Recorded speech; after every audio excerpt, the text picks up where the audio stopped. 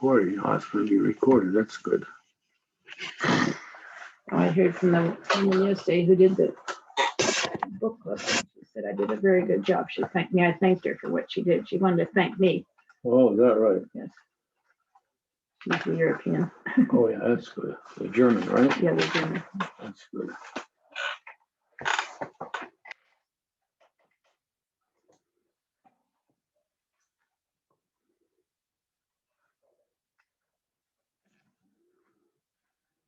You must have numbed your head before he took that thing out. Yeah. Yeah, he put some anesthetic in there. Today is the 14th, right? Oh, 15th. Let's see. Oh, your birthday was, oh yeah, 14th. I think it's the 15th.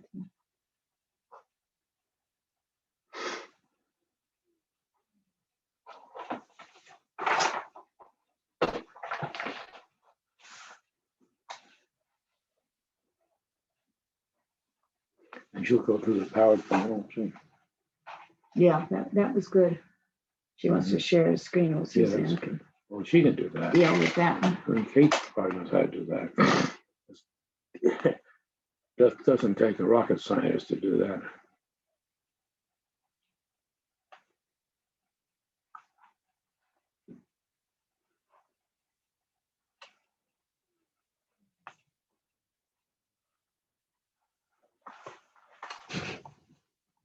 All right, let's see what it is. Participants, 1. There's really 2, but there's 1.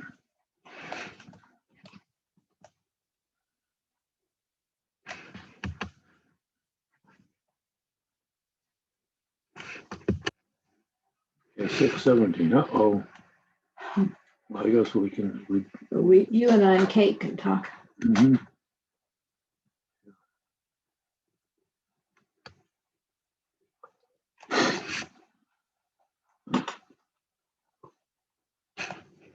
This is Suzanne's dinner time.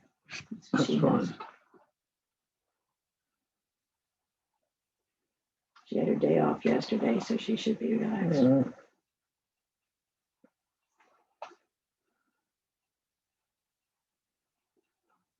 Yeah. Okay.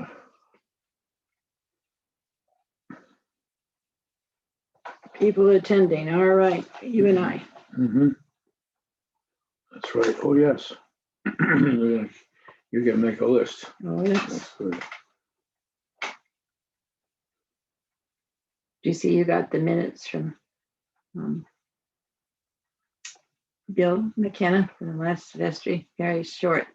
No, I didn't bother. And we have to, apparently we never accepted your treasurer's report last time. They have to do that. Oh, yeah. Somebody's here. Suzanne. Oh, Suzanne, you're there. Very good.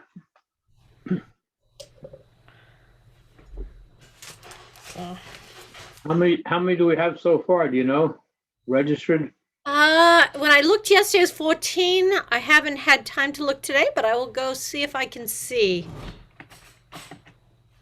We all show up.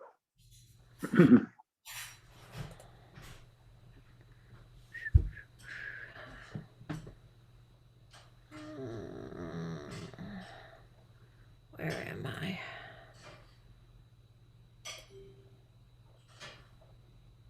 $15 people registered. All right. Well, it's better than 13. It's going up.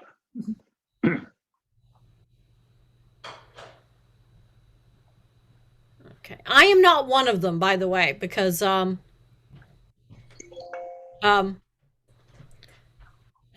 because I'm the host, so it does not Doesn't count you. It doesn't count me. So it's really 16 people will be on then, right? Yeah. Well, and possibly more, because like Herb, I know Herb will bring Elizabeth, so some of those registrations will probably be more than one person. Good.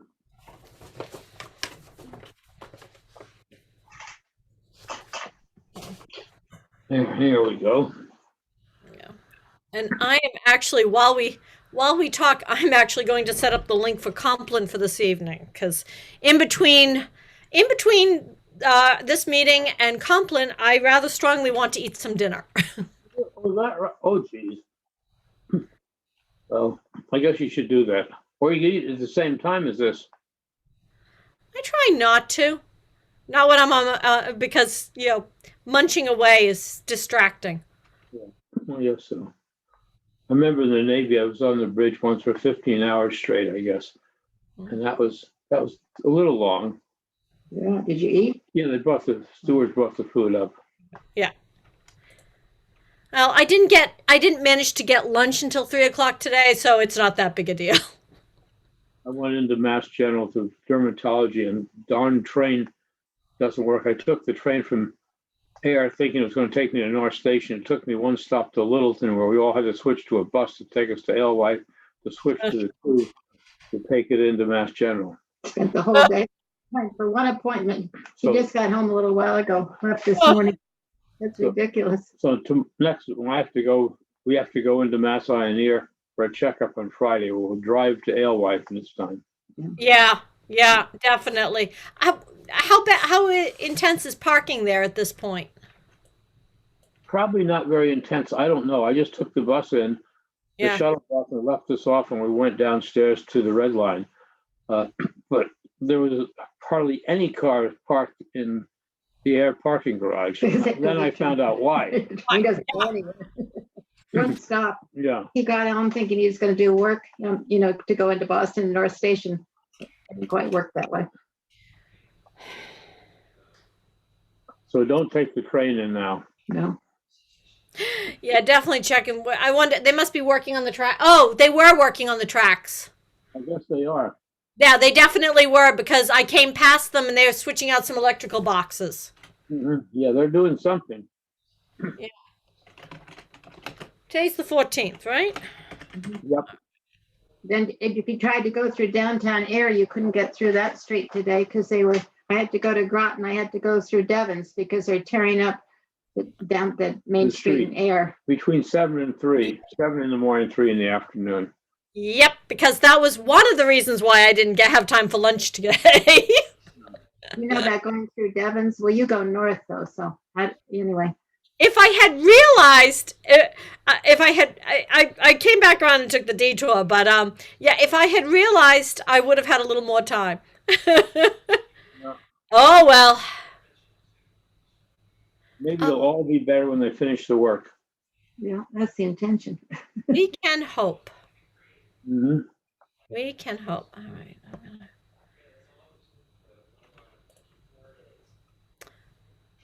Is anyone trying to get in or not? They shouldn't have any trouble getting in. I don't have a chat room. Oh, that's right. Oh, yeah. Oh, that's right. So they should be able to just simply. Good. Oh, yeah. I see 2 participants.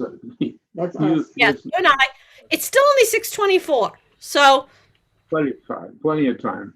right. We do not do this early. Actually, the partnership meeting was fascinating because everybody arrived within the same 1 minute window. So, That's good.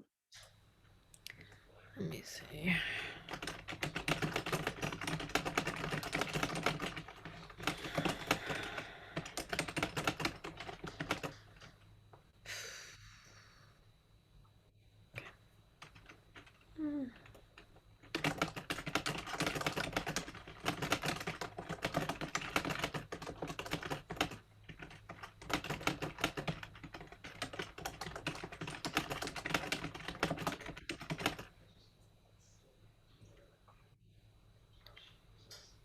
Team public restrictions.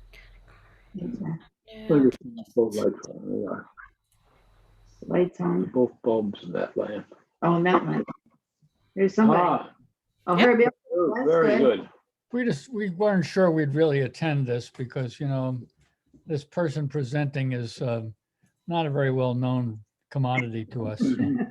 You never know. So you're going to cheer in the background?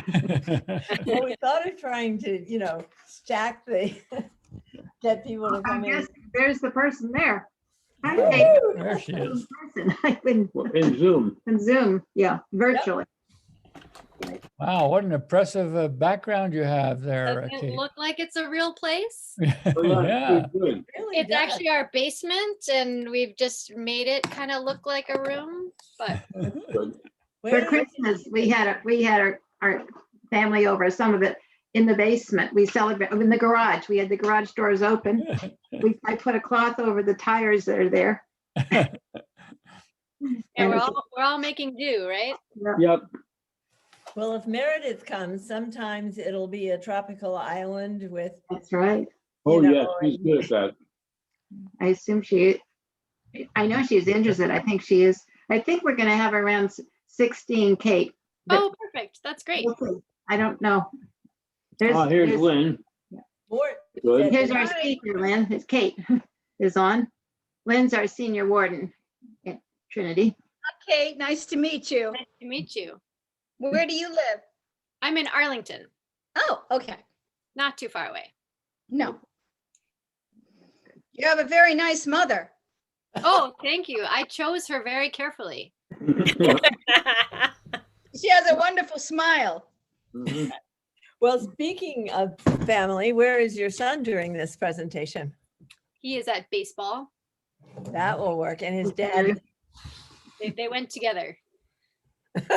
and hopefully they come home together. Hopefully they come home together. How old is your son? He's 9. Oh, yeah. Let's And see. is he on vacation this week? Do you have this thing next week? Yeah. It's a different school vacation than we have here. No. No? In Well, it what- always has to include Patriots Day. That's Yeah. right. Which is Oh, Monday. hi, Judy. Judy's here. I better write down these names of these Yes. people. Hello. And Meredith, oh, yes. Hi. Hi, Hello. Meredith. Oh, Hey, Meredith, we've been talking about your backdrop. Where is it? What I'm do in you the have for us? jungle, There you are. me and the monkeys. Did you see the walkway at the rectory, Meredith? I haven't seen it up close. It's, I'm it's, saw coming the over pic- there as soon as I can. I saw the picture. It's finished except for the railings. we're gonna meet him this coming week with the railing, but he did a great job. It looks terrific. We went over and checked it out. He was proud of it too. He said it was better than he'd expected it would be. So that's always good. Mhm. Great. So you can charge less.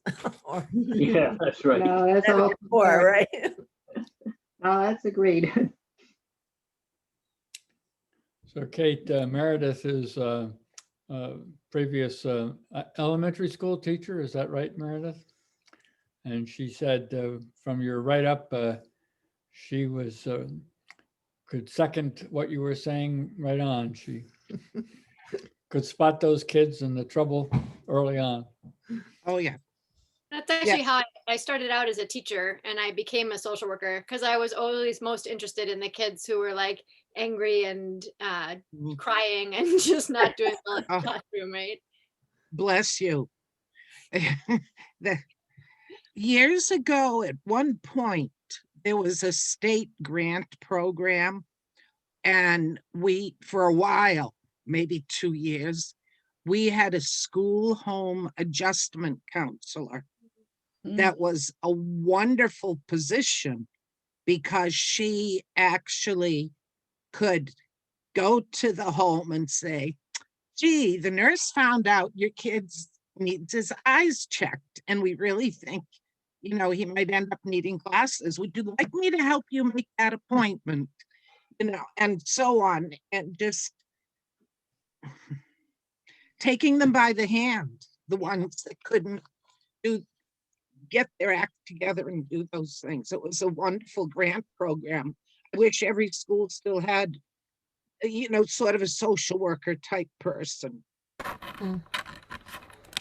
Sure. We've been asking schools to do more and more and more, right? And we've seen in the pandemic how much like they're providing food, they're providing healthcare. Our kids get their flu shots at school now, right? Because it's the one place Uh-oh. that everybody still shows up. Mm-hmm. We just froze. Is this going to be a? Don't know, we'll see. I can still hear you. Yeah. And I see you moving. Yeah, Yeah. we can see you fine and you sound fine to us, but we got extra boost, for the Wi-Fi and all that. And Still. Everyone You is. look fine.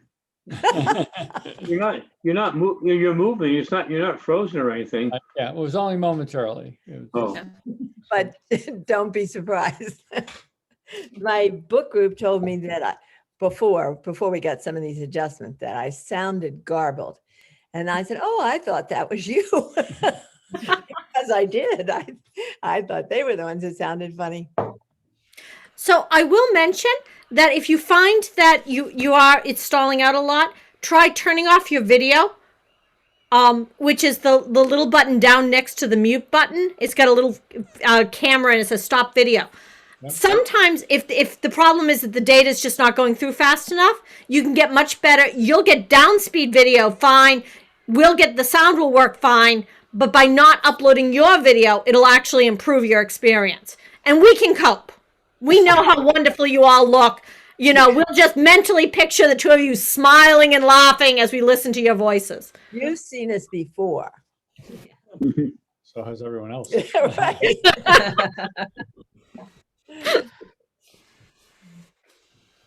How many will we get tonight, do you think? We have supposedly 16 with Suzanne, but that's what they've signed up for. Well, I don't know where they are, but I guess. So They're still finishing dinner. it's 6:32. I always give people 5 minutes grace Yeah. because I actually logged onto a call yesterday and I was like 3 minutes late. I'm like, wait, the clock in my kitchen says it's exactly right on time. I'm an analog girl in a digital world. I still do things at half past the hour. So 5 minutes grace doesn't seem too much to ask. okay. Well, And we then- got Paul. That's good. Hey, Kate, I want you to meet Judy Hilton. Judy here is in charge of the. You know each other. We've of course. met each other when Kate has been at the church. I was actually going to say I'm interested in this conversation. It's been a while, but my first job out of college was at a daycare center in Jessup, Maryland, which had 2 correctional facilities. So I had children of people who worked at the various prisons, and I had children of inmates at the various prisons in my class. And then from there, I went to another program that was in downtown Annapolis, but not where the sailboats are. And How about the middies? no, but we actually got a lot of kids that were coming from a pretty tough neighborhood, and half of our staff also came from that neighborhood. And I would see perceptions and decisions that had been made about certain children because they knew where the parents had come from. They knew, and I was young. I didn't know how to fight the system very much, but I would get frustrated that decisions had been made about 3-year-olds that. Well, I'm Hi, curious. Nancy. We can. Oh, good, you can hear me. That's great. Over Kate, the plus. Hi, Nancy. Nancy. Very good. All right, there's Donna from our church too. Good. Good. And my husband was signed up, but he is unable to attend. There's a huge project on Friday that. Well, I'm glad you're here. I know your name isn't Scott. So That's right. I should change that.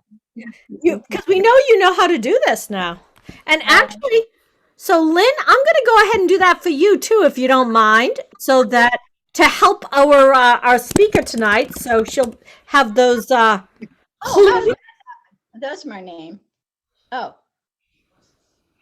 As host, I have phenomenal cosmic power, at least when it comes to renaming y'all. I promise to use it wisely. Did you learn much about the history of Jessup, Maryland when you were doing all I'm that? looking for you, Elizabeth, on this. A little bit. I taught in what had been the one-room schoolhouse right on 175, and one of my students' grandfather had gone to school there. Oh. Through Well, one of those little towns that got, subsumed into a large operation. You see that around here, right? Exactly. Yeah, no, it was right next to Fort Meade. So it was sort of on the edge of the military town. But no, I met some fabulous people. I was really fortunate. There were some there were great families there. There are very few places I go where I don't meet great families. Right. But I got a window in a world that I wasn't familiar with. And that was I don't take that for granted. It was a little eye-opening, and it was in a good way. It's always kind of interesting to me now. We run into this on the Cape a lot because the Cape is in a transition period that we've been through in Westford, start from rural to yuppies, right? And but people don't know that. They move in, they buy the nice house, and they think that that's what everybody is. Did I say that grammatically? Anyway, it's not true. You did. Singular, that's right. It is. Kate, whatever you want to do, I know you have a time constraint, so we're supposed to have at least 6 more other people, but I don't know what to tell you. Whatever you would like to do, if you'd like to start. So why don't we get going? And I'm just going to start with a little bit of Zoom housekeeping. I think everybody here has now been on Zoom enough. I'll skip the instructions on how to mute yourself and all of that. A reminder that if it's helpful to you to be focused on Kate while she's speaking, that speaker view offers that opportunity really well. It's if you're on a desktop or a computer, it's up in the right-hand corner. I think just to make it confusing, they put it in the left-hand corner on iPads. But just so that we can all spend a lot of time being confused. We are recording this. If anybody would prefer not to, just let me know. But a lot of times we found that folks who were unable to participate on the night of, and especially since we have so many people who I'm guessing may not have gotten home on time or thought they would be able to make it and didn't, I'd love to be able to share it with them afterwards. So if it's all right with you, I'm going to record tonight's session. I might go call Nancy. She disappeared. You go ahead. And Okay, well, I have a PowerPoint and I'm gonna share my screen, so hopefully you'll be able to see the PowerPoint too. But because I'll be doing that, I won't be able to really see you as I'm talking. And so Suzanne, can you kind of help me keep an eye on, like, if somebody has a question or wants me to stop? I might not notice that. So if you'll tell me if that's happening. Absolutely. I'll also mention, if you have questions during the presentation, there is at the bottom of your screen, near where you usually click to get rid of leave the meeting, there's a little thing called reactions. And you can raise your hand, and that will automatically draw your attention. It'll pop you into one of the windows that I can really see immediately. So, click raise hand and we'll both know that you had a question. Yeah, and you can probably also put things in the chat, which again, I can't read as I'm talking, but I can look there afterward. Yep. And I'll be monitoring, so. Awesome. Okay, so let me. Can you see me, guys? Yes. Yes. Marge, good. And we Nice did to have you. Sorry, notice I'm when late. you came. No worries. It's all coming in late, weird times. Kate is going to start. All right, can you all see that? Yes. All right. So I know some of you, and some of you I'm just meeting, but so I was brought up in St. Mark's Church, and I took that stuff about ministering to the sick, the friendless, and the needy really seriously. And that's sort of what led me into being a social worker. And I spent 10 years working in the state prison system. And then when I had my son, I retired from prison work, and now I teach at Simmons in the social work program. And I also see clients in a small forensic group practice. So I mostly see people who have a family member who's in prison. And today I'm going to talk to you about some of the stuff I know that will hopefully be interesting to you. So I'm going to talk to you about how adverse childhood events affect people's lives and become risk factors for incarceration. And my plan is to talk for 15 or 20 minutes to kind of go through these slides, and then to hear your ideas and your questions at the end. But also feel free to chime in. So I'm gonna start this with a land acknowledgement. I don't know if you're familiar with these, but I'm speaking to you from the ancestral lands of the Massachusetts tribe, the indigenous peoples from whom the colony, province, and commonwealth have taken their name. I pay my respects to the ancestral bloodline of the Massachusetts tribe and their descendants Yes. still here in Massachusetts territories today. And the other thing that I want to do is I'm going to speak to you about things that happen for individuals and how they become risks for those individuals. But I really want to do that within the context of understanding that there's a lot of systemic injustice in our system of incarceration, right? So many of the reasons that individuals are incarcerated are systemic reasons rather than individual reasons. For instance, our laws criminalize some behaviors and not others, and that's not random. Those things have to do with power and economics and other issues like that. We find crime where we look for crime, right? So we arrest more people in heavily policed neighborhoods than we do in neighborhoods that we don't police as heavily. And there are inequities in legal representation, right? So some people get extremely overwhelmed, young public defenders, and other people are able to pay a lot of money for lawyers, and that really affects their outcomes in court. So systemic racism touches absolutely every part of our criminal justice system. And if you're interested in knowing more about that, I recommend reading the new Jim Crow or watching the documentary 13th if you haven't. Those are both really excellent sources of information about the systemic injustice in the prison system. Okay, so then today I want to talk to you about this study about adverse childhood events. So this was a study that took place in the mid 1990s, and there were 17,000 people who completed a survey. So that's a really large data set, right? Which makes us really interested in what the results were. And the study looked at family history, early childhood experiences, health risk behaviors, and health outcomes. So it didn't only look at mental health outcomes, it was also looking at physical health outcomes for the people who responded.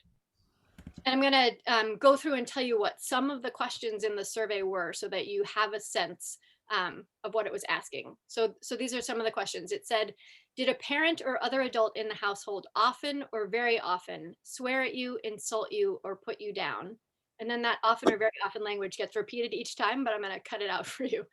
Did a parent or other adult in the household push, grab, slap, or throw something at you? Did an adult touch or fondle you in a sexual way? Did you live with someone who was a problem drinker or alcoholic? Was a household member depressed or mentally ill?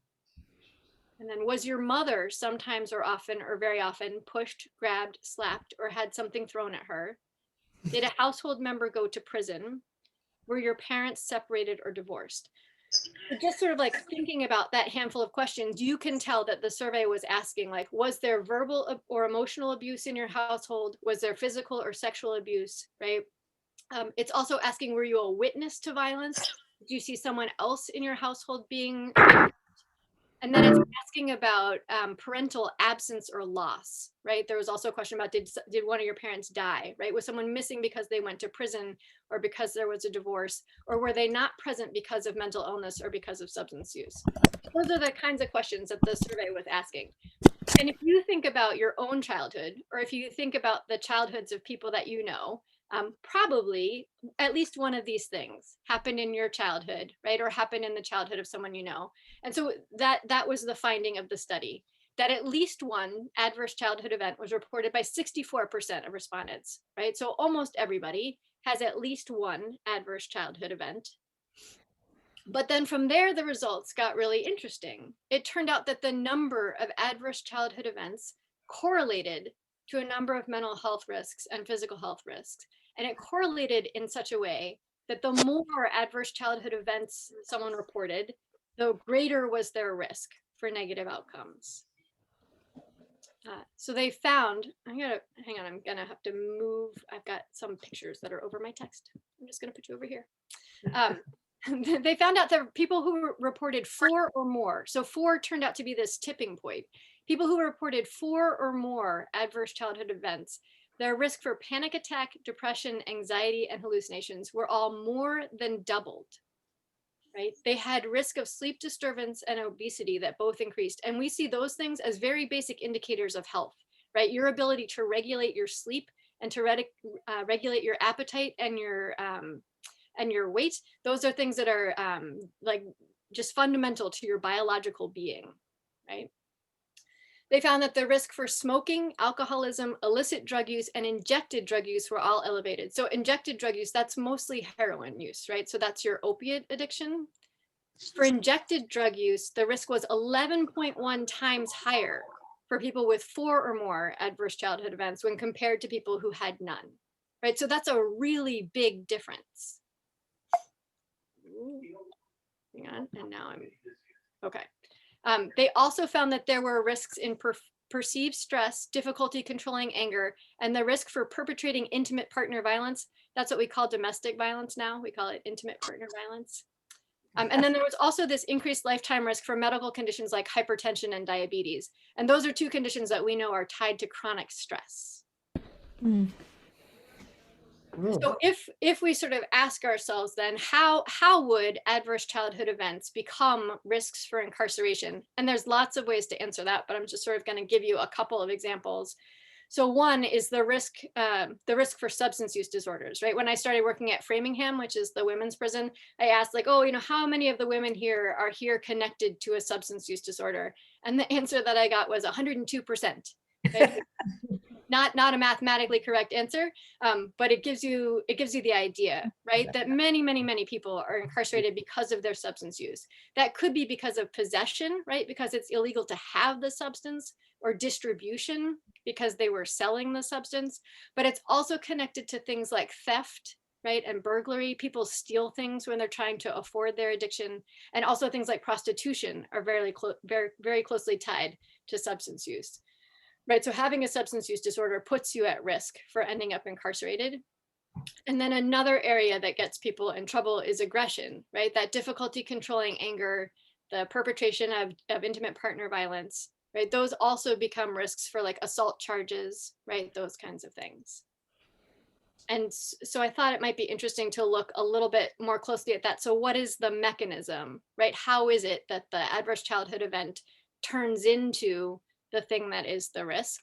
And again, there's a bunch of different answers here, but one of the things that we can talk a little bit about is PTSD.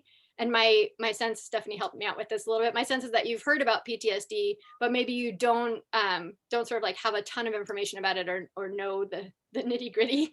So I'll tell you, this is how a mental health practitioner thinks about PTSD. So these are the diagnostic criteria from the DSM-5, right? So to get a PTSD diagnosis, you have to have exposure to a traumatic event. So a traumatic event is something where you thought that you were at risk of dying or of serious physical injury, or someone that you love and are close to is at risk of dying or serious physical injury. So for some people, that's a single event like a car accident or a stranger assault. Or for some people, it's a cluster of events. For instance, in a military deployment, right? Soldiers are how we first started to think about PTSD in the symptoms that we saw people coming back from war with. And so then these are the symptoms that we talk about. We talk about something that we call symptoms of intrusion.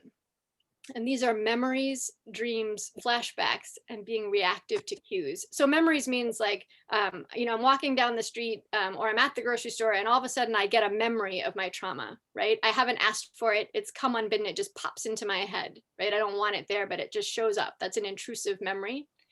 People have dreams or nightmares about their trauma. A flashback is different from a memory because the person gets like taken out of time so that their perception is that they're in the moment of the trauma again, as if it's happening there.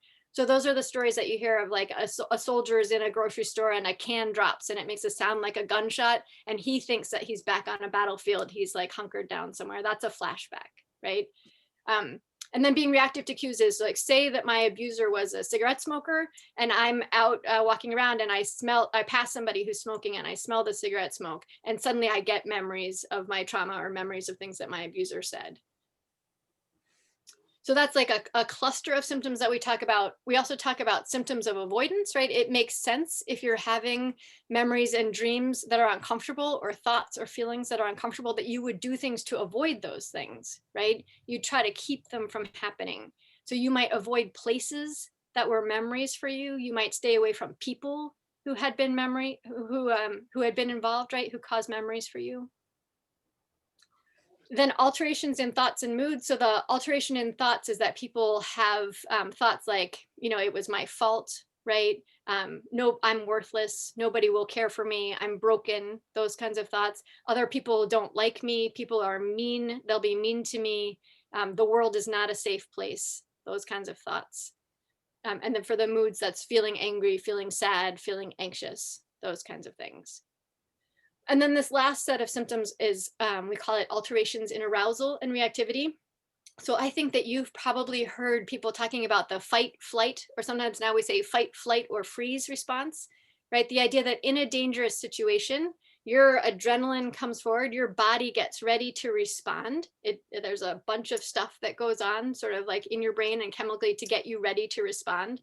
One of the things that happens to people who are trauma survivors is that they get stuck in that set of being hyper aroused, being ready to respond.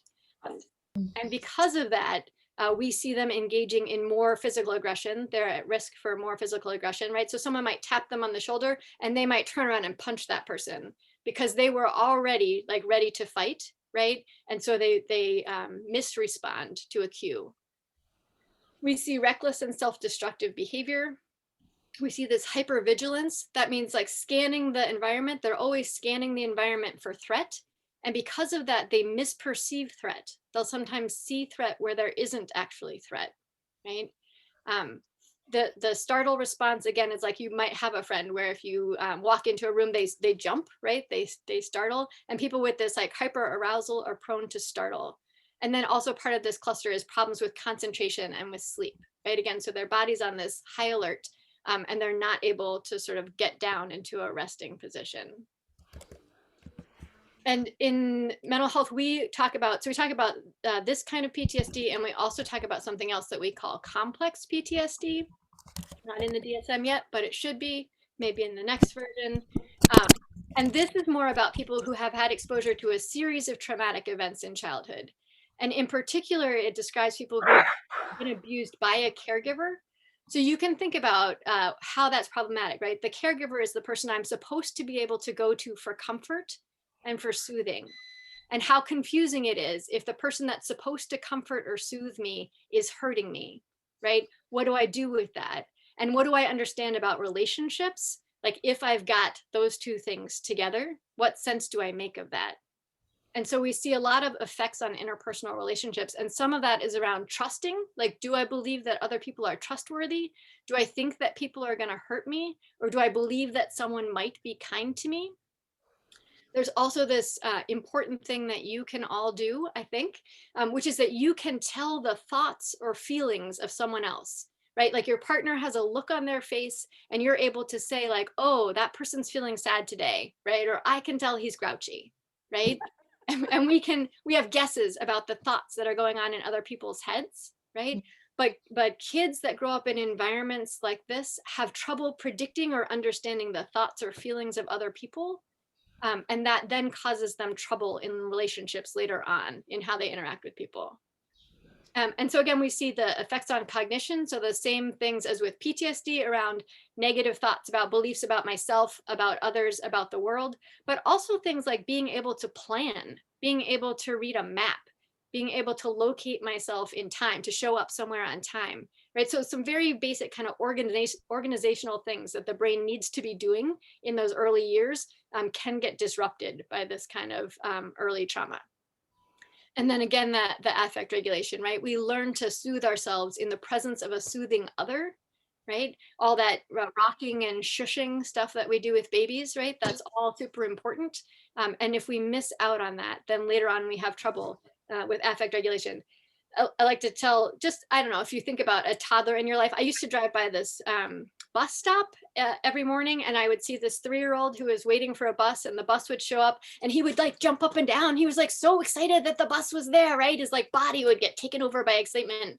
And similarly, when toddlers are sad, you know, they fall to the floor like weeping, right? The end of the world has come, it's terrible, right? So most of us, as we go along, we learn to regulate that a little bit. Right? We still feel excited, but we don't jump up and down anymore. We still feel sad, but we manage to feel sad without coming apart about it, right? So that's the essence of affect regulation. So then what are the pathways here, right? So I can say, I have traumatic experiences in childhood. I have attempts to avoid painful thoughts, feelings, and memories, right? That was one of the PTSD clusters. And one of the ways that I might do that is through turning to substances, right? There are substances that will make me feel good, right? There are substances that will help me sleep without dreaming. There are substances that will completely take my thoughts off of my memories or off of my past, right? And I might choose to do that. Or similarly, I might have a pathway where I have a series of traumatic experiences. From that, I end up in this state of hyperarousal, reactivity, and risk-taking, right? I have a set of impulsive and aggressive behaviors, and those put me at risk, right? For making poor decisions, for not thinking about my future, right? For engaging in aggressive behavior. So if we ask the question, who are we incarcerating? Again, there's a lot of different ways that we can answer that question, but one of the ways that we can answer it is that we are primarily incarcerating people who have had 4 or more adverse childhood events, right? And you might say, well, maybe that's not fair, right? These are people who had a bunch of terrible stuff happen to them when they're kids, and then they grow up and we put them in prisons, right? And in particular, we're incarcerating people who have 4 or more adverse childhood events, who don't have access to quality behavioral health care, who live with the stress of systemic oppression, who live in neighborhoods where we look for crime, and who don't get adequate legal representation, right? So you might not fall into all of those categories, but the more of them that you fall into, the greater your risk of ending up in prison. So do you guys know who Brian Stevenson is? This is the guy who wrote Just Mercy. Oh, yeah. He works with the folks on death row. He says, like, why do we want to kill all the broken people, right? And he has this idea, if we really wanted to decrease crime, incarceration is not the way to do that, right? Nobody at the moment that they're committing a crime is thinking, I'm probably going to get caught for this and spend 6 months of my life behind bars, right? That's just not happening, right? It doesn't actually work as a deterrent. So if we were really interested in decreasing crime, we would be interested in fixing the conditions that are precursors to crime, right? And so how might we think about that, right? So people used to ask me when I was doing the mental health in prison stuff, they'd say, oh, do you think that we should put more money towards mental health care in prison? And I'd say, well, I really enjoy providing mental health care in prison. It was great work. I really loved doing it. But dollar for dollar, like absolutely not. We should be putting all of our money toward protecting children and young families from violence and loss, right? That is much more effective than treating people once they get to prison. I can help some of the people in prison. I can't help all of them, right? So the sooner we get a chance to work with someone, the better the outcome, right? Incarceration is more expensive than treatment, and it exacerbates mental health symptoms rather than making them better. So what would it look like to change the conditions that are precursors to crime, right? And again, lots of answers here. So here's just a couple ideas, and then we can talk about that a little bit. So I want to start, I'm a social worker, and social workers talk about stance. Stance is like, how do we think about something, or where do we look at it from? So I will tell you that their children, right? And the vast majority of parents want to be good parents. So if that's not happening, right, I'm not going to ask the questions or like, why are these bad people being bad parents, right? I'm going to ask them, what's keeping them, right? What's keeping them? What's getting in their way from being good parents, right? If I know they love their kids and I know they want to be good parents, if that's not happening, what is it that's keeping it from happening? And so we know in general that under stress, whatever it is that's going to get worse will get worse, right? Whatever your symptom is, or whatever your vice is, or whatever your problem is, under stress, it's going to get worse. And so we could think about what are the things that we can do to remove stress from young parents and young families. And so we should think about systemic interventions. What can we do to reduce poverty, right? Does a living wage help, right? Providing jobs and employment opportunities. Affordable housing, right? Those are all things that would take stress off of young families. Access to health and mental health care. And also our anti-racist activism, right?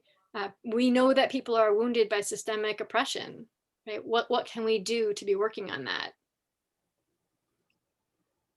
When we talk about kids and families, we talk about risk factors. So that's what those adverse childhood events are. They're in the past now for someone, we can't change them, right? But people also always have protective factors, right? And the balance of those risk and protective factors sort of speaks to what will happen to them. So we also know a lot about protective factors. Those include access to caring adults. So sometimes that's an aunt, right? Or a grandmother. Sometimes it's an elementary school teacher or another teacher or a coach, right? These are the things that the Big Brother, Big Sister programs are working on, right? Kids are remarkably resilient. They don't need a ton, but they really benefit from a caring adult somewhere in their system. So thinking about that. People benefit from having a sense of purpose, a belief in a positive future, and a sense of agency, right? That's the idea that I can do things that will change my life, right? Or that will have an outcome. So when kids see opportunities, right? When they're valued at school, when they believe that there's a future that's open to them, right? When they can have hope for their life, those are all extremely protective things. We can do things that support that. One of those things is what we call trauma-informed care. This is the idea of sort of understanding behavior of children through the lens of their experience. So not asking, why are they acting this way, right? Like, why is he doing that? But asking instead, what has this person been through? Appreciating, for instance, that anger at injustice is justified, right? If something has happened in my young life that should not have happened, right? It's okay to feel angry about that. So sort of like accepting and understanding that anger and figuring out different ways to work with it. Or we can work to decrease suspensions, right? Like, and what Judy was talking about, I've heard of kids who got suspended from preschool. Like that shouldn't happen, right? You know, kids act out, they absolutely do. They have problem behaviors, but sort of instead of asking like, why is this kid acting this way? What's wrong with them, right? We might ask, what has this child been through? What have they survived, right? What are the supports that they need? We can talk about social emotional learning, which I think has like begun to enter our conversation more, but can we be teaching kids those regulation skills? Can we be teaching them interpersonal skills? Those are the kinds of deficits that they might have. With trauma-informed care, we might try to help them with some of those things. So in terms of treating the, you know, parents can have mental health disorders and substance use disorders, and young people can have those things. And we have lots of ideas about how to treat those things. But I think importantly that we could start to see these not as challenges that individuals face, but as public health issues, right? I think the pandemic has taught us that my health, right, is tied to the health of my neighbors, right? In these really significant ways. It's tied to the health of people globally, right? And we might have an understanding about that that's not just about coronavirus, but that's about all of the things that ail us, right? And so one of the things that we can do pretty easily, and that I'm going to invite you to do with me now, is just to be present to suffering, right? To not turn our eyes away, to be present to it. So I'm going to invite you to do a little bit of breathing with me. This is a thing I learned recently. It's short, you'll be okay. So put your feet on the ground in the way that's comfortable for you. And you might rest your hands on your knees, or you might put them in your lap, or you might put them on the table. And I'm going to invite you to take 3 breaths with me. And on the in-breath, we're going to breathe in the suffering and the sadness and the anger of children, as if we could like suck it away from them, right? So we're going to breathe in all of that sadness and pain. And when we breathe out, we're going to breathe out love and kindness and connection, right? We're going to do that 3 times. Okay, you ready? All right. So breathing in, I'm breathing in the pain of children, their anger and their sadness. And breathing out, I'm breathing out love and connection and kindness. Breathing in, I take away pain.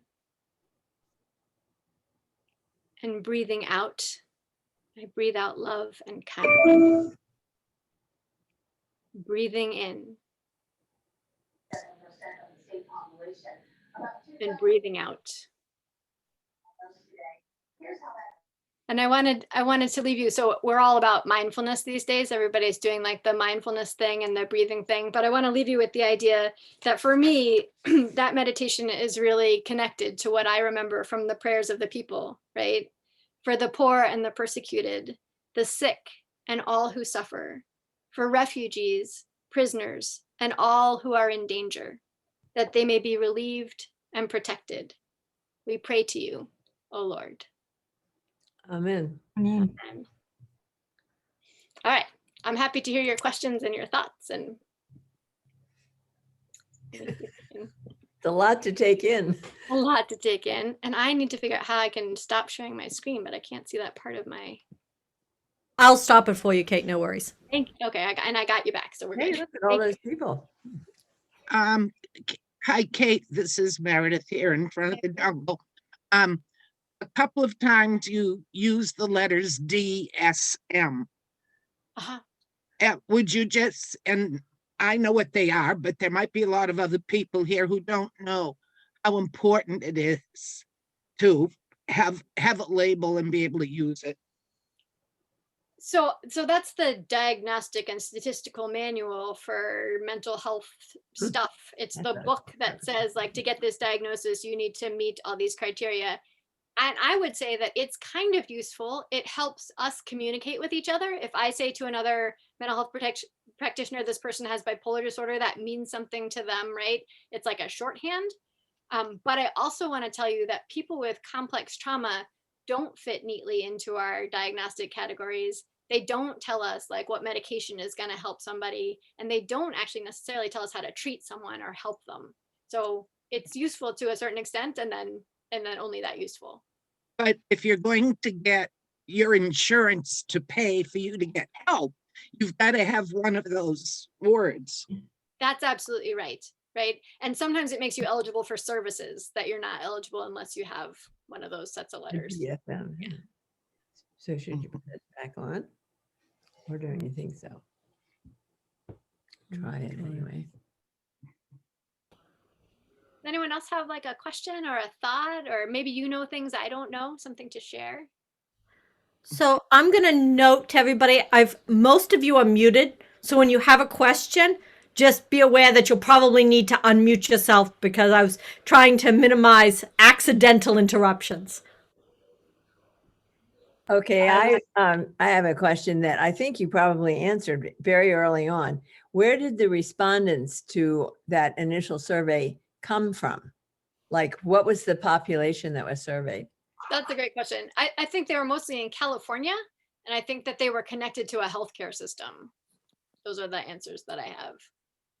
You know anything about the demographic, like age group? Were these young children or mature adults, or? They were everybody? mature. Yeah, they were mature adults at the time of the survey. And then they also like followed them, like, because it's such a big data set, right? Lots of people have used the same data set to do things with it. And I think there have also been subsequent studies looking at the same kind of sets of things.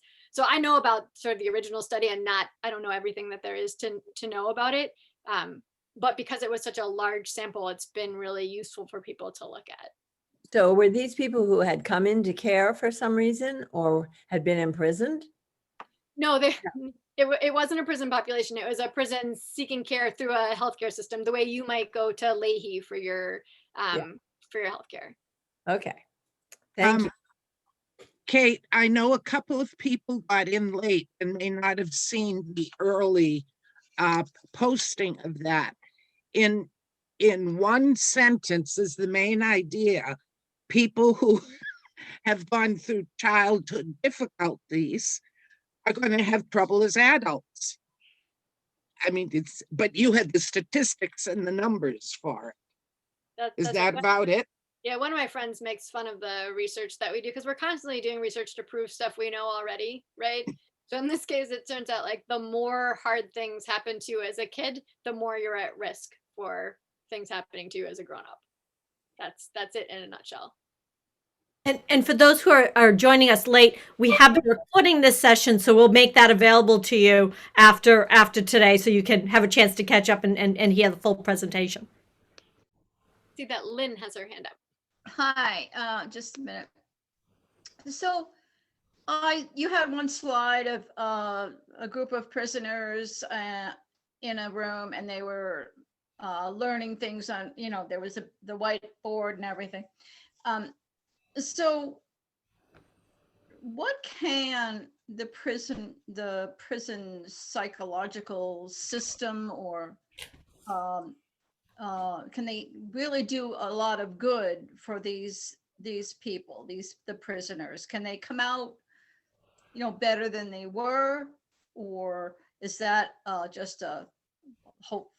Does that happen, or Oh, so I do mean, they recover in any way from their trauma? yeah. So I did this really interesting thing. I worked at Framingham for a couple of years, and then I went on a tour of men's prisons, and then I came back to Framingham essentially 7 years later. This was really interesting because I got to see like a time lapse, right? I saw some people who had been in there that whole time. So I can assure you that some people do get better in prison, and they do get better because of the services that we're providing to them. So I do think that's important. And some people's lives are going to be lived in prison. So let's treat them there, right? People in prison are housed in a predictable way, and they're getting food in a predictable way. And for some people, that's more stable than they are any other place, right? A lot of people also turn 40 in prison. I don't know why 40 is the magic number, but partly like testosterone wanes after 40. That really helps. Other things, people wake up one morning and they say, oh my gosh, I'm 40 and this isn't what I want for my life. Right? I want other things for my life. So sometimes we're able to catch people in a moment of self-reflection that they haven't been able to do before, and in just like having the time to think about what they want. So absolutely, we do important treatment in prison. I do think we help people get better. There are some people who come to prison who I can see in their chart, they've been in treatment since they were 4, they were in residential treatment, they were in juvie, they came to prison. There are guys like that I met that I didn't figure out how to help them. So I guess I would say both. I think we're able to be helpful for a group of people. There are certainly some people that we haven't figured out how to help. Just one more question. What about medication when they're in treatment? You mean like in prison or in general? Oh, I guess when in prison. Well, I guess I don't have like a single answer for you. I can tell you that there are some things that happen for people that we have a medication that's really helpful for, right? So for people with bipolar 1 disorder, where they get the extreme mania and extreme depression, we have a couple medications that really help with that, right? For some people have a depression that medication really helps with. Other people have significant depressions and medication doesn't help them, right? For hallucinations, for some kinds of psychotic symptoms, medications really help. For delusions, that it does almost nothing, right? So I guess it just depends. There are people for whom medication is helpful. We should be thinking about that and trying to help them.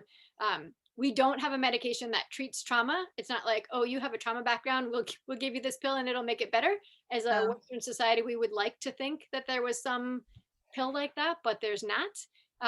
We have some things that help a little bit with nightmares. We have things that help a little bit with anxiety. Unfortunately, they tend to be addictive. So that stuff is a little bit more complicated.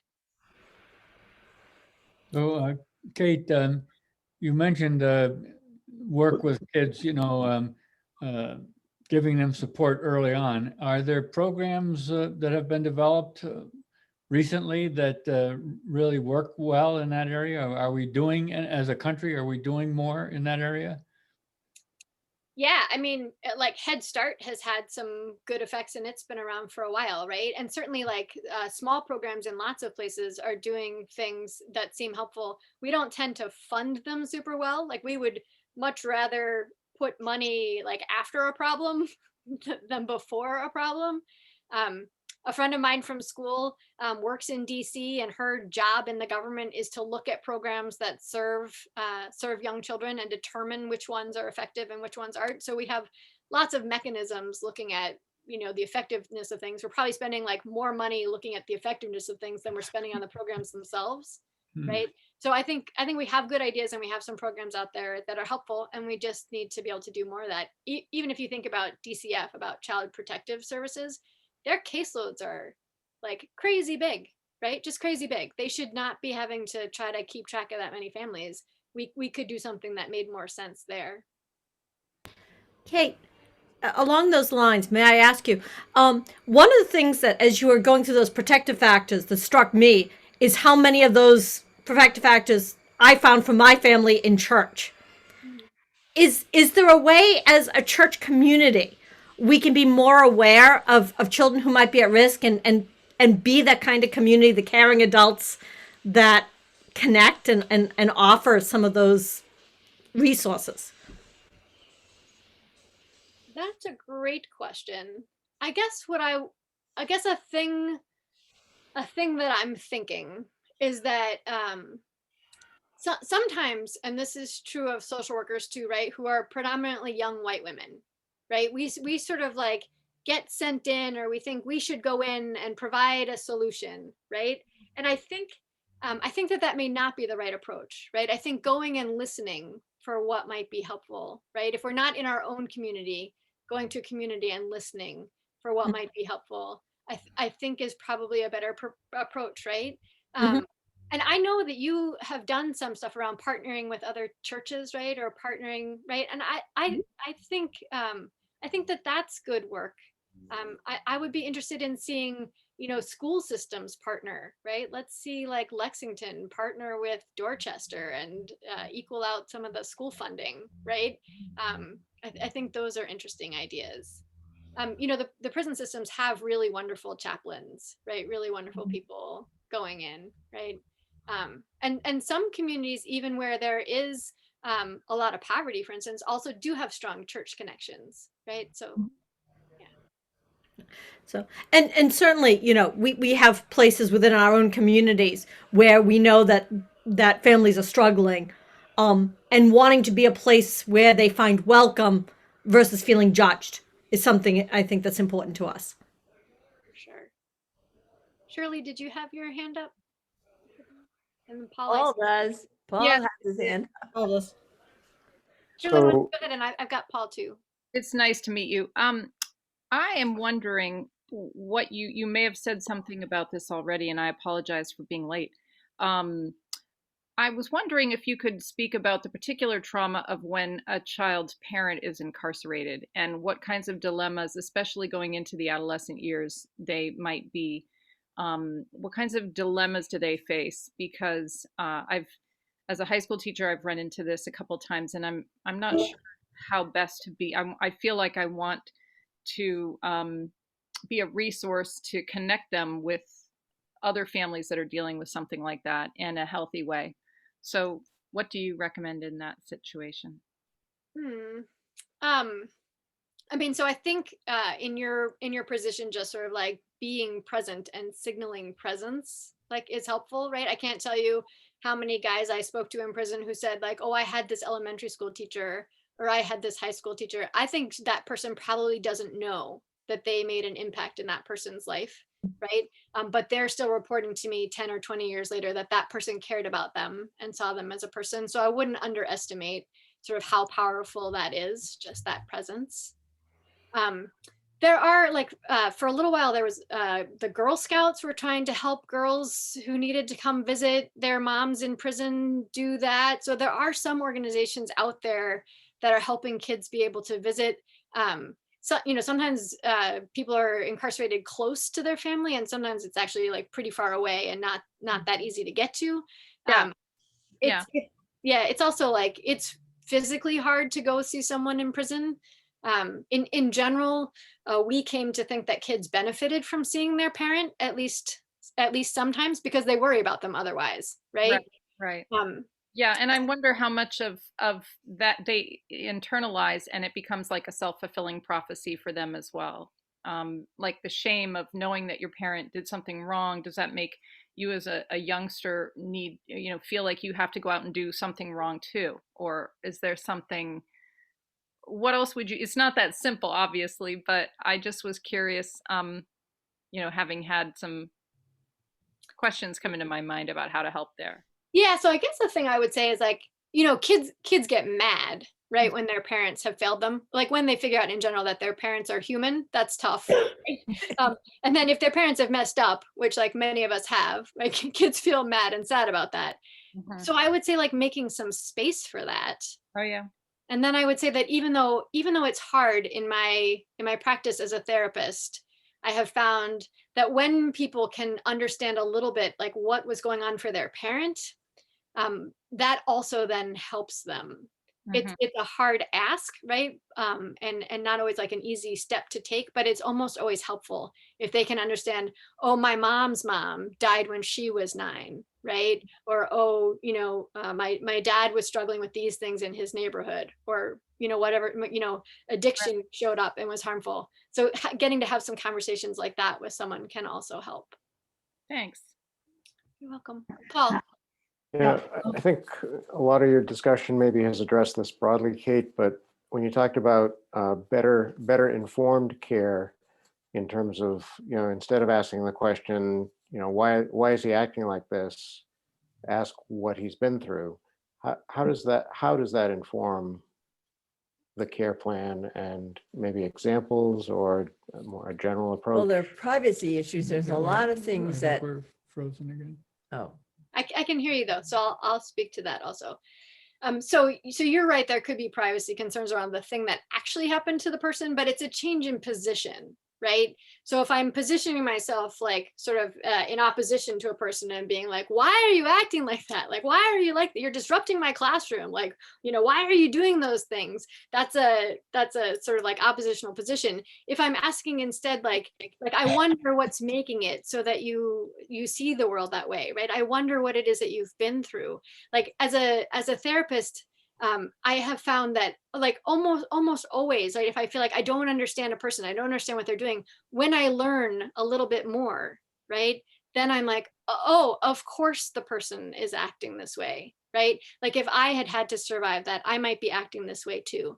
So that's also just kind of like a shift in stance, right? So instead of sort of expecting that people would be doing differently or getting mad at them for their behavior or feeling like judgmental about their behavior, if instead we're just holding them gently and thinking, I bet this is the best this person can do, right? I bet if they're not doing better, it's because something's in their way.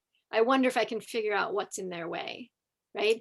And so, for example, in a classroom where you're right, we wouldn't tell a teacher exactly what's going on, right? But if a teacher's feeling really frustrated by a student who's interrupting in their classroom and can't sit still, right? And that's frustrating if you're a teacher. I get that. We can join with the teacher about how that's hard, right?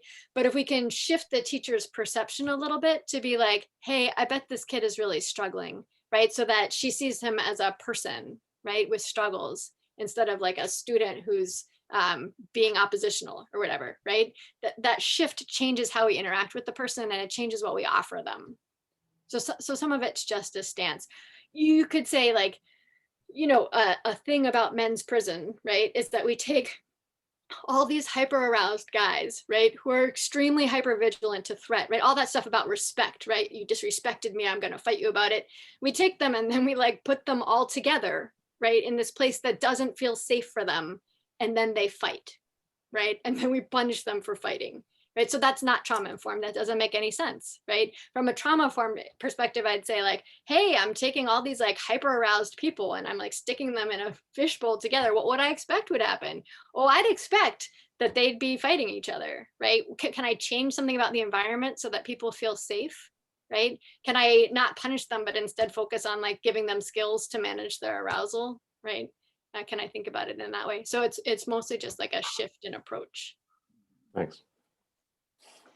I had a thought about children of divorce. I know in California, they used to have a program where parents could not get divorced until the children had gone through some kind of counseling, so they didn't feel guilty for what's happened. And I just wondered if that's in other places or what you know about this. Yeah, I've seen that on both sides. I think in Massachusetts right now, parents have to take a class before they can get divorced. I would put this into the category of things that, like, as with much of our policy, like, it's not a bad idea. It's not a bad piece of policy, but in actual practice, I'm not sure that those classes, people show up to them because they have to, and I'm not sure that they always feel like they want to. And I'm not going to say that they don't help anybody. I sure hope they do. I'd like to say, like in my practice as a therapist, I only ever see the people for whom something didn't work, right? Right? Like, people may be doing fine with this. I'm never going to talk to them, right? So I've mostly seen people for whom those classes weren't helpful. It's not a bad idea, though. Yeah, Meredith, you're muted.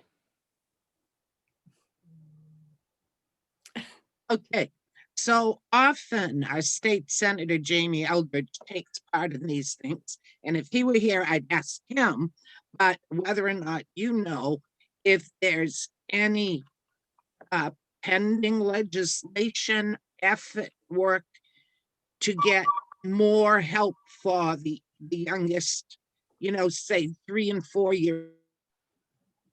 Oops, there she is. That's a really great. Yeah, I thought it heard. yeah, that's a really good question. I don't actually know about that. I don't treat small kids, and so that's not something I've got my finger on. Yeah, it might be something we want to ask Jamie. Jamie does a lot of work with appropriateness of treatment of incarcerated individuals.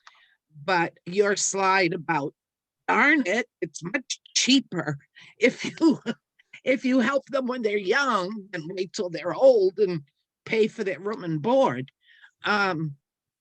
And so, whether or not there's any potentials, even of legislation out there that we could support in some way, it's something maybe I will write him and see what I can find out.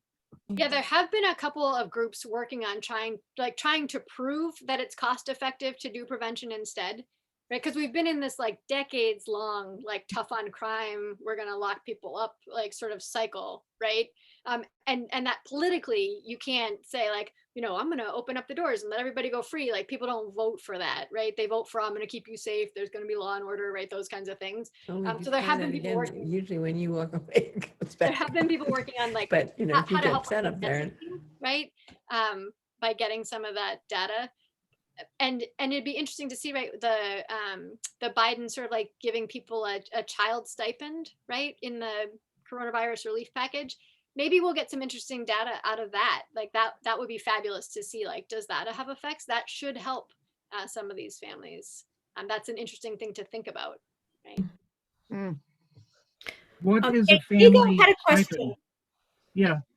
I have a thought, but what did you mean by a stipend for the family or for the child? What's that about? I think in the corona relief package, there's like I think it's called like a child credit. The idea that families making below a certain threshold will get money for like, just like if they have a kid in the house, you'll get a certain amount of money. That's an idea that's been proposed a couple times as a way to help with child poverty. Logically, that is a great idea, but realistically, the families that are involved in socioeconomic situations where they're really poor, the mother or father, particularly if they have a substance abuse problem, are going, yay, I got another 500 coming in. What I wanted to really talk about was just like, our infrastructure in the United States is the bridges are getting old and falling apart. You mentioned about 10 minutes ago, DCF families in need, and it's in Massachusetts. Let's just talk about Massachusetts, not even in other states, that there doesn't seem to be enough DCF workers. They're underpaid, overworked. And then why does it seem that more and more there's a red flag going up here, that more and more families are needing a DCF intervention. And until the kid finally hits 18 and Yahoo can head out of the house on their own, there's a lot of miserable families out there that it's like they're trying to, a duck going, was it upstream, paddling like crazy. There doesn't seem to be a fix. Constantly you hear horrible stories. Yes. Is there a question that you're asking? I don't. Yeah. The question is, how come it doesn't seem to get any better? Year after year, there's not enough DCF workers, and the family count is growing and growing. where's the core? Where's the problem of that? Teachers can't fix it. Parents are probably too poor and undereducated, and it seems like to be a defeating spiral. So what's being done in Massachusetts? Well, I don't know. Yeah, What do you know about? well, so that's outside of my area of expertise. I guess I can say that I know that income inequality has been growing over the past several decades, right? I don't know how much of that is a factor, but it's something that I'm concerned about. I don't know enough about how many families are accessing DCF. I don't know how to answer those questions. I'd like to speak to that if it's okay. Can you hear me? I also know that Judy's had her hand up for a while. Okay, go ahead, Judy. So Kate, I'm going to mention Nancy. Nancy also may be able to address Vigo's question. Oh, sure. If you don't mind waiting for a minute, Judy. Totally fine. I just wanted to speak to the DCF piece. I would not want to be a DCF worker, but they just don't get enough money. They don't get enough credit. And when something goes wrong, it's horrible for the whole office. I have worked with DCF families. I've worked with DCF providers, and I know that the good ones work their butt off. And I have seen definite changes. People get involved with DCF because there's a need.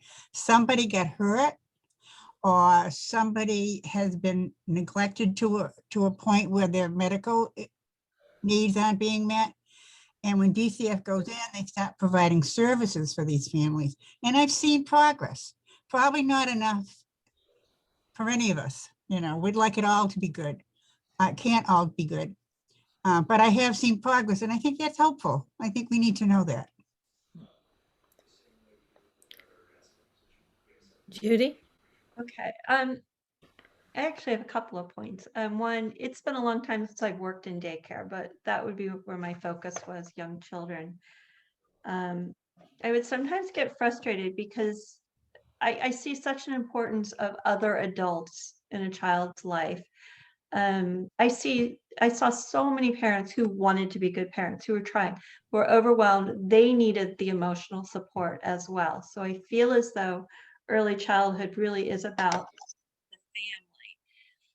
I would sometimes get frustrated because there's not a lot of money to be made in daycare. There's not a lot of support. And I saw kids that had to be asked to leave because there wasn't the support to help that child without serious injury being at risk for everyone that's there. That was very hard. I was young and I was doing it.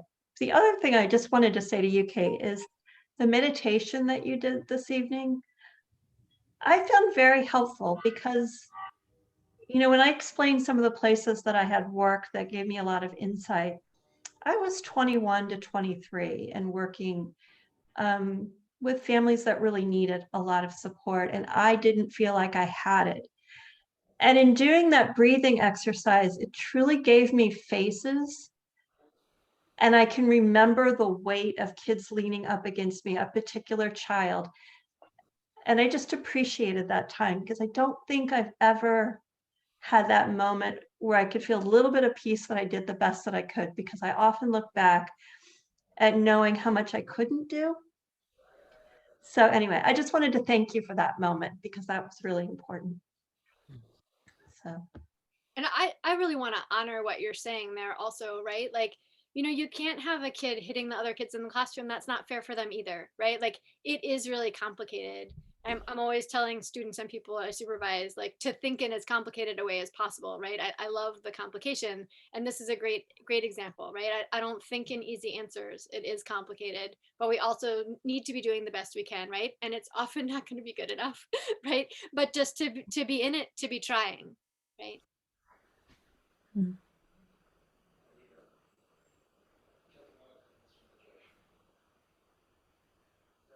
Other questions?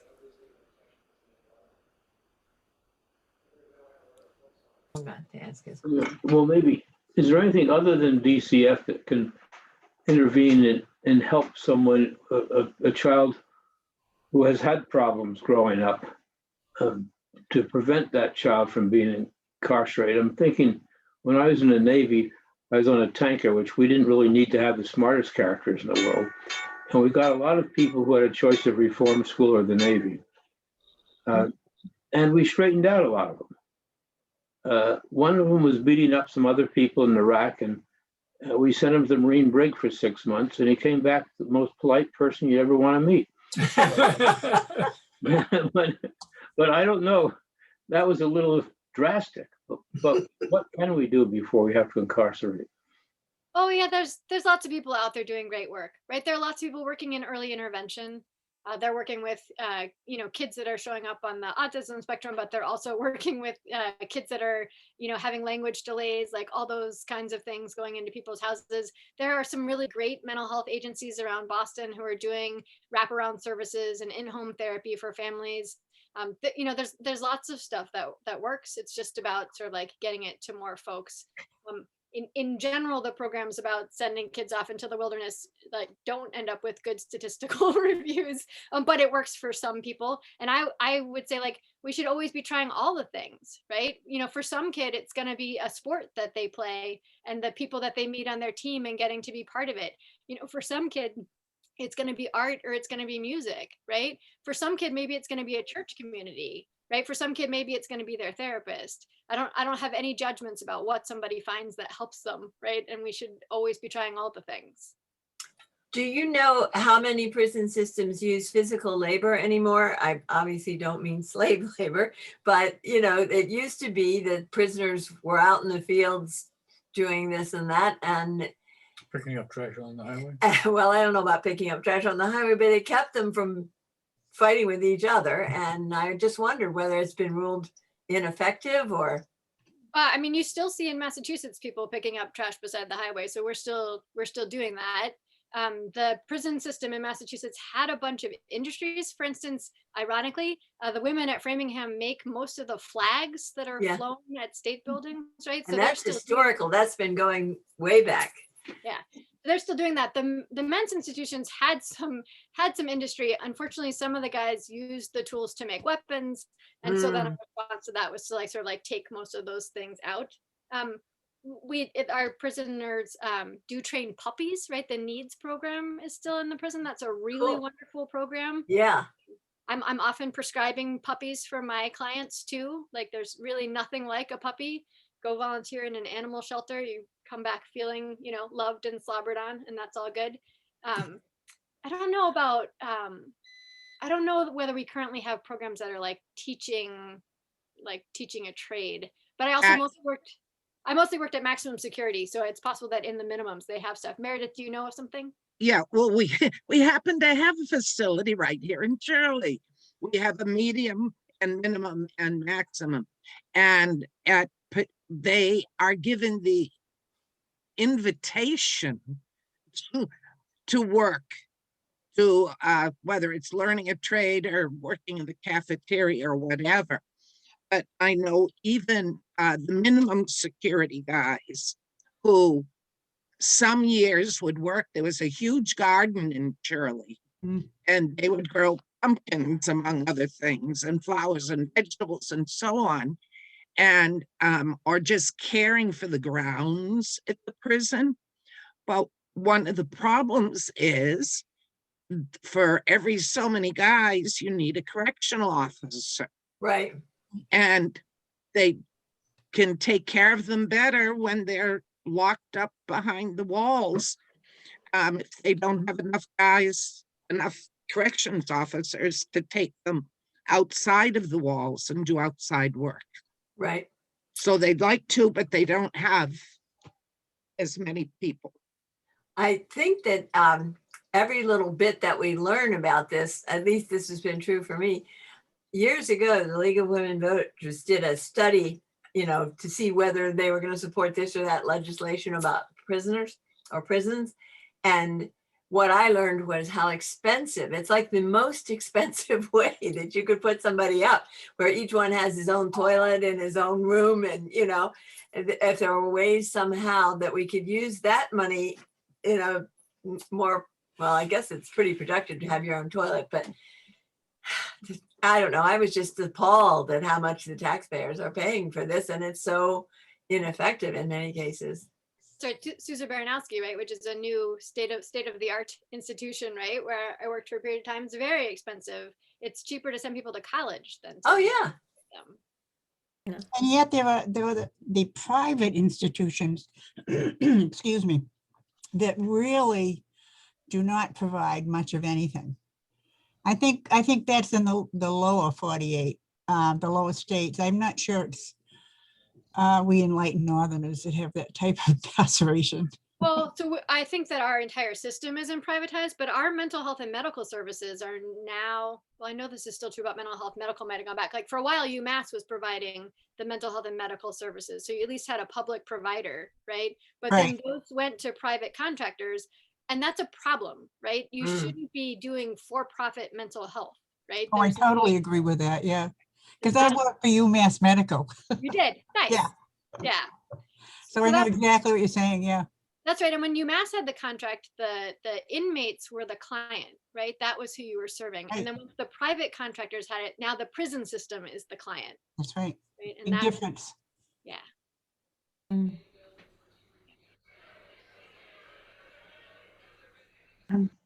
What about the restorative justice program? I know they have a big one there in Concord. We had someone come talk to us at a forum a couple of times from there, but that was fascinating.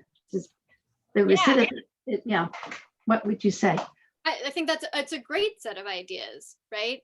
And so right, the idea is to sort of like bring together like someone who has done harm and the people who have been harmed. Sometimes there's a reason why you don't want the actual person who was harmed to be there, right? We need to respect the experience of that person, right? So sometimes someone else might be representing that person. But even just the idea of like, instead of removing people from their community, what if we figure out how to like keep them in community or get them back into community? Those seem like interesting sets of ideas. And they found, for instance, like that movement's a little bit connected to having institutions where the people who are incarcerated have a say in the running of the institution, which institutions aren't mostly in favor of. But they found that there's a lot less violence in institutions where the incarcerated people get to say what some of the rules are or get to have input, right? And that's probably about getting to feel like you have some control over your life, right? Getting to have, some agency, right? That we talked about, that protective factor. Getting to feel like I can affect the environment around me. I can change the outcomes that are here. I know that the program in Concord had a movie that we saw about, it was fascinating how this person who had stolen something or done something sort of minor, was talking to the person he'd bothered. And there's a mediator. And anyway, a lot of stuff came out and just their discussions, just as you were saying, they got to the bottom of what was really the problem. And the recidivism rate, they said, for people who've gone through this program is very small. The person who's had the crime committed against him has to agree to this program. But, it was just great to, I remember this particular time, one kid, one teenager, I don't know, something he revealed that had been bothering him. And, a lot of good came out of that. That's right. And that's exactly the thing that I was talking about, right? Sometimes I run across something and I think like, I don't understand that. How could that person do that? Right. But if I sit and I listen to the person tell their story, then at some point I think like, oh, of course they did that. Right. Of course, that's why that happened. Yeah. Right. And so that's again about that stance, right? Sort of believing that people will do the best they can. And that when they haven't, it's because something got in the way. And what happens if I listen for that? Right. If I listen for that story. Yeah. That program, the restorative justice program, has a lot of promise with juveniles. At the high school in Westford for a while, they were working on it. I lost touch with it, but you can see how if you could get the kids and the people whose lawn they trashed and so forth to actually sit down and talk together, it could be very effective. Right. So I want to mention, one of the things you've been talking about a lot, Kate, which I think is really helpful, is stance, is kind of how our approach to people shapes our interactions and our relationships. That stance of wondering what's getting in the way is very much what Jesus models for us as Christians in this gathering. And I know most of the folks here attend one of our two churches, so I'm going to speak from a Christian perspective. that sense of everybody is redeemable, God loves everyone, what's getting in the way of them being the person God knows they're going to be is pretty much core to what we believe. So that reminder to dig deep in that helps in the real world, and it's part of our faith. That's what Suzanne, it's no accident that I came to have those thoughts. It's my job to remind everybody it's connected.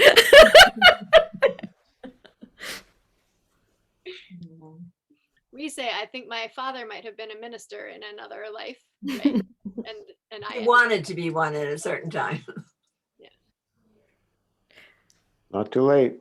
Yes, it is. Yes, it is. You know, maybe we could end tonight when you, with that exercise you had us do 10 or 15 minutes ago. That was just beautiful. I totally agree with Judy's comment. It's just a new way of looking at it. Yeah, I think I did feel a physical change. I mean, I think it's good. I don't know, just a suggestion. But. Well, Kate had the women at Framingham writing poetry. Did you ever find out what the long-term results of that were? It's still going. I started a group called Writing for Wisdom, which is like, so I had started out as an English teacher, again, not surprisingly. And it was like every English teacher's dream to get to go do a writing project in prison. But it was awesome. I can lead that, or Stephanie, would you want to lead it? I don't know if I have the right words that you would use. I wrote down some of the stuff that you said. I was just making them up, and so you could make up whatever words. I'll pretty much parrot what you did, because but I guess if we just want to relax and breathe, I guess the 3 times that you did. So breathe in all these people who've been suffering in so many ways from lack of feeling of caring and acceptance and worth. Breathe in all that we heard about tonight and all that we hear beyond that in the racial injustice and just those people who are suffering in so many ways.